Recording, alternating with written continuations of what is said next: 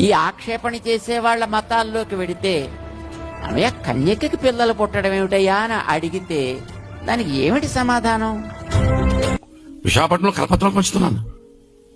ఒక అతను నా చేతి నుంచి కరపత్రం లాగేసుకున్నాడు.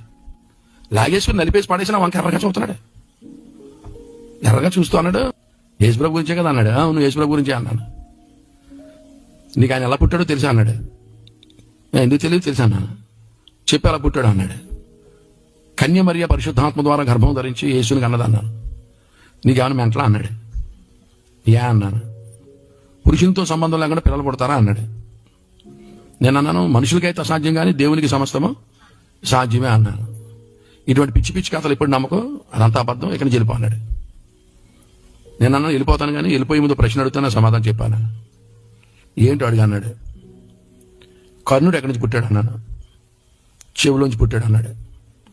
చెవులోంచి పుడితే గర్భసంచి గోబలో ఉందా అన్నాను. ఆడికి మెంటలో వచ్చేసింది. గర్భసంచి గోబలో ఉంటే ఇంత అయిపోతా గోబా.